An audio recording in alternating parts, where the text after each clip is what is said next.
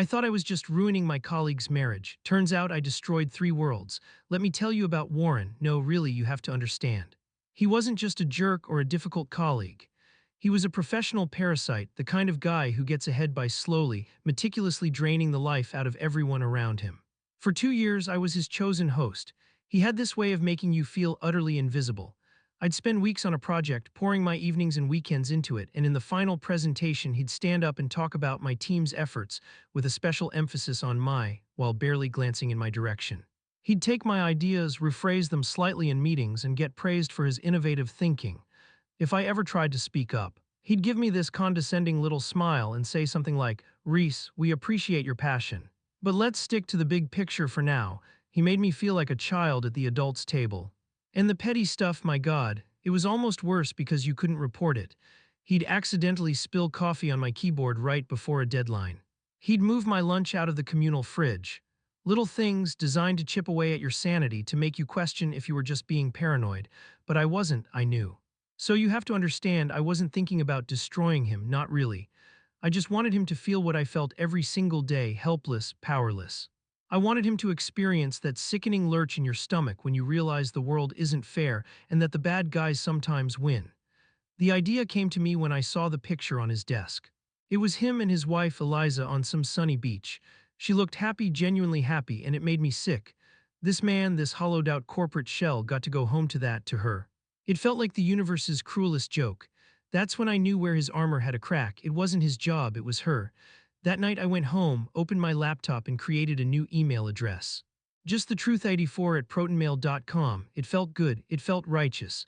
My hands were steady as I typed. I wasn't some vengeful monster, I was an agent of karma. I was simply going to restore a little bit of balance to a universe that had clearly made a clerical error. He deserved it, he really, truly did. The cursor blinked on the blank screen like a tiny, rhythmic heartbeat. I spent a good hour crafting the message, tasting each word. I wanted it to be vague enough to be deniable but specific enough to plant a seed of pure poison. In the end, I kept it brutally simple. Subject, your husband. The body of the email read, "I think you deserve to know. Ask him about his last business trip to Portland. The one he took 2 weeks ago. Ask him who he was really with. I'm sorry to be the one to tell you this." That was it. No names, no threats, no attachments, just a clean, simple text. A little poison dart aimed right at the heart of his perfect life. Clicking send was like taking a shot of whiskey, a warm burn that spread through my chest, chasing away the cold anxiety that had been living there for 2 years. For the first time in a long time, I felt a sense of control. I slept like a baby that night, a deep, dreamless sleep. The next day, I walked into the office feeling 10 feet tall. I got my coffee, made small talk with Brenda from accounting, and settled at my desk, my eyes fixed on Warren's empty chair across the aisle. His monitor was dark, his keyboard was covered. He wasn't here. A little thrill, sharp and electric, went through me. It was working. The bomb had gone off and now he was dealing with the fallout. I pictured him at home, pacing his perfect living room, stammering out lies to Eliza. Her crying, the accusations, the beautiful, ugly drama of it all. It was exactly the kind of chaos I'd hoped for. The entire day was a delicious, agonizing wait. Every time the office door opened, I expected to see him walk in, looking haggard and defeated. Every email notification made my heart jump, but nothing. Just an empty desk and the low hum of the office. People started asking, "Hey, have you seen Warren?" I just shrugged. No idea, probably working from home. I left the office that evening with a sick, triumphant grin on my face. The silence was even better than a public meltdown. It meant the damage was deep. He was at home, fighting for his life, for his marriage, and I was the one who had pushed him off the cliff. I was the one pulling the strings. It was a dark, ugly feeling, but God, it was satisfying. The second day of his absence was different. The smug satisfaction had curdled into something else, something closer to confusion. A part of me, the rational part, was starting to whisper that this was an overreaction. People get anonymous emails. They fight, they scream, maybe they even separate for a few days. They don't just vanish. I was starting to feel a prickle of unease, not guilt, but the anxiety of a plan going slightly off the rails. I was in the middle of drafting a pointless marketing report when the email landed in my inbox at 10:17 a.m. The sender was HR, the subject line was sterile, ominous, an important update regarding a colleague. My first thought was that he'd quit, that I'd actually done it, I'd broken him and he'd just walked away. A wave of pride washed over me, but then I opened it. The words were cold, corporate boilerplate. It is with a heavy heart and deep regret that we must inform you of the unexpected passing of our colleague, Warren Vance. We ask that you respect the privacy of his family during this incredibly difficult time. The rest of the email blurred. The sound in the office seemed to fade out, replaced by a high-pitched ringing in my ears. Passing? No, that wasn't right. That wasn't the plan. The plan was a domestic drama, a messy divorce, a public humiliation, not the final, irreversible silence of death. My hands started to shake. I gripped the edge of my desk, my knuckles turning white. It's a coincidence, my brain screamed. A horrible, cosmic, sickening coincidence, a car crash. A heart attack, anything but what I knew deep in my gut it had to be. The office, which had been humming with its usual low-level activity, was now a tomb punctuated by hushed whispers. I couldn't make out whole sentences, just fragments that floated over the cubicle walls like poison gas. In his garage. His wife found him this morning. Can't believe it. He always seemed so. Garage, the word hit me like a physical blow. That wasn't an accident, that was a choice. My mind replayed the email I sent, the words I'd so carefully crafted. The poisoned dart, I had aimed it at his marriage, but it had veered off course and struck him directly in the heart. The thought was so monstrous, so far beyond the scope of my petty revenge, that I couldn't fully grasp it. It was like trying to hold water in my hands, it just kept slipping through. People don't kill themselves over a single anonymous email, they just don't, it wasn't my fault. It couldn't be, but the ringing in my ears wouldn't stop, and every time I closed my eyes, all I could see was that blinking cursor just before I hit send. That night, sleep was a foreign country I couldn't get a visa for. I just lay in the dark, staring at the ceiling, the HR email burning a hole in my memory. The silence of my apartment was deafening, filled with accusations. I needed an outside voice. I needed anyone to tell me I was crazy, that I was overthinking it, that I was innocent. So I did what any coward in the 21st century does. I turned to the anonymous judgment of the internet. I went to one of those forums, the kind where people confess their screw-ups. I didn't use my real account, of course. I created a new one, a throwaway. I kept the post clinical, hypothetical, stripping away all the incriminating details. Hypothetically, what's your responsibility if a prank coincides with a tragedy? Okay, so this is purely a thought experiment. Let's say you know a guy, person A, who's kind of a jerk. You decide to play a harmless prank on him, something that might cause some minor personal drama but nothing serious. Let's say you mess with his social life a bit. Then, completely out of the blue, something terrible happens to person A, something totally unrelated and unforeseen. How much, if any, of that is on you? Logically, you know you didn't cause the tragedy, but your prank was the last interaction, the last little push. Does that make you culpable? I'm just trying to figure out the ethics here. I hit post and watched the screen, my heart pounding. I was desperate for validation, for a chorus of strangers to tell me, NTA, not the asshole, it's just a coincidence, you can't blame yourself. I just needed a single voice to quiet the screaming one inside my own head. The forum replies were a mixed bag. Some people called me an asshole for even pranking someone. Others told me I was clearly not responsible, that correlation isn't causation. It was a wash, it didn't help. The guilt wasn't a logical problem I could crowdsource a solution for, it was a cancer and it was metastasizing. For the next 2 days, I was a ghost. I went to work, I stared at my screen, I moved my mouse around, but I wasn't there. I was trapped in a loop, replaying the moment I sent the email, the moment I read the HR announcement. I kept thinking about Eliza, about her finding him. The image was a splinter in my mind's eye that I couldn't get out. I became obsessed with erasing my tracks. It was a pointless, paranoid exercise. The email was anonymous, untraceable, but I had to do something. I had to feel like I was taking some kind of action. On the third night, I logged back into the ProtonMail account. My plan was simple, delete the account and never think about it again. I navigated to the sent folder just to look at it one last time. The email sat there, a single line item. Subject, your husband. My eyes scanned the line and then they stopped. My breath caught in my throat. There next to the subject line was a paperclip icon. An attachment, no, that was impossible. I hadn't attached anything. It was a pure text email, I was sure of it. My memory of that night was crystal clear. I remembered the blinking cursor, the empty body of the email before I started typing. I would have remembered attaching a file. My hand was shaking so violently I could barely control the mouse. Was I losing my mind? Had the stress and guilt created a false memory? I clicked on the email to open it, and there it was at the bottom of my message, a file I had never seen before in my life. For US PDF. For us, my blood ran cold. What the hell was that? Where did it come from? My mind raced through 1,000 panicked possibilities. Did my browser auto-attach a random file from my downloads? Did I have a virus? Was I so drunk on my own self-righteousness that night that I just blacked it out? I felt a wave of nausea. This was a piece of the puzzle I hadn't accounted for, a variable that changed the entire equation. My petty revenge wasn't just a message anymore. It was a message and something else. With a sense of absolute dread, I clicked download, the file saved to my desktop. For a long moment, I just stared at the icon, my heart hammering against my ribs. Whatever was in that file, I knew it was the answer.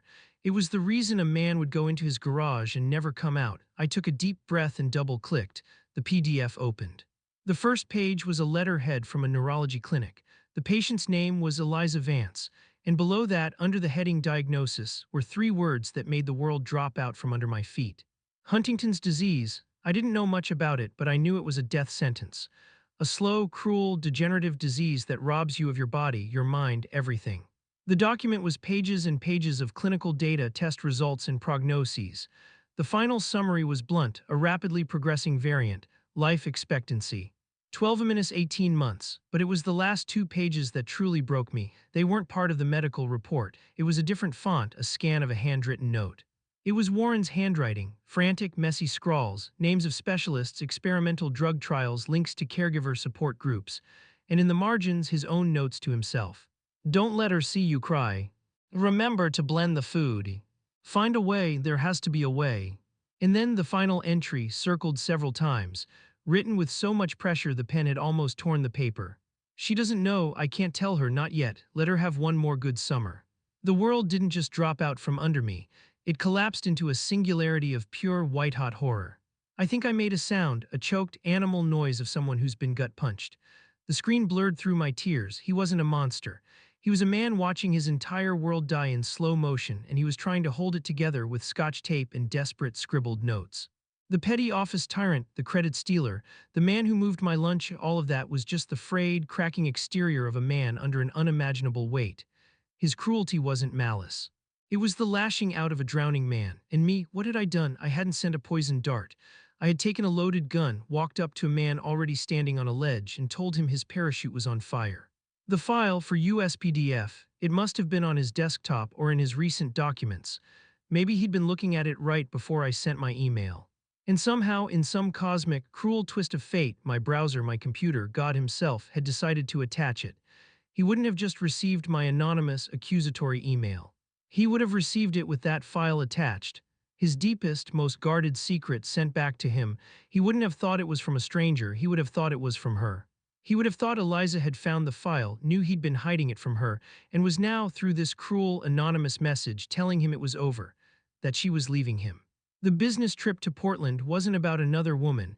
It was probably one of his desperate trips to see some specialist. But in that context, with that file, my words would have twisted into the most monstrous accusation imaginable. I didn't just suggest he was a cheater. I suggested he was a cheater who was abandoning his dying wife. The weight of it crushed me. I stumbled back from my desk and slid down the wall to the floor, wrapping my arms around my knees, rocking back and forth. I logged back into the forum, my fingers fumbling on the keyboard, and found my old post. I hit edit. Update, it wasn't a prank. Oh God, it wasn't a prank. I'm a murderer. I killed him.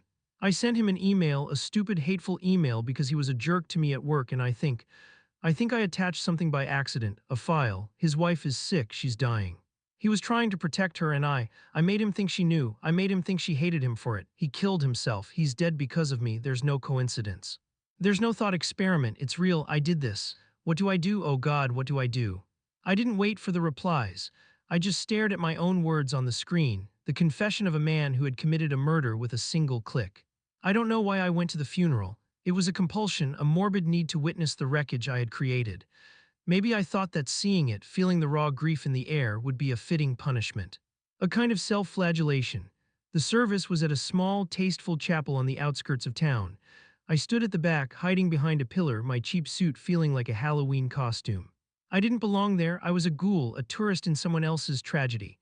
I listened to his brother give a eulogy, talking about Warren's dry sense of humor, his loyalty, his quiet strength. Every word was a fresh stab of guilt. They were talking about a man I had never known, a man I had reduced to a two-dimensional villain in my own petty narrative. And then I saw her, Eliza. She was sitting in the front pew, ramrod straight. She looked smaller than in the photograph, fragile as if a strong gust of wind could shatter her, but her face was eerily calm. There were no tears. Her expression was a blank, placid mask. It was 1,000 times more unsettling than sobbing would have been.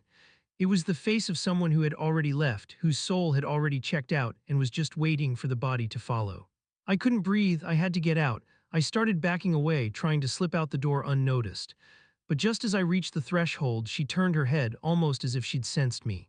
Her eyes, empty and gray, swept across the back of the room. For a fraction of a second, they met mine. There was no recognition, no anger, no accusation, there was nothing.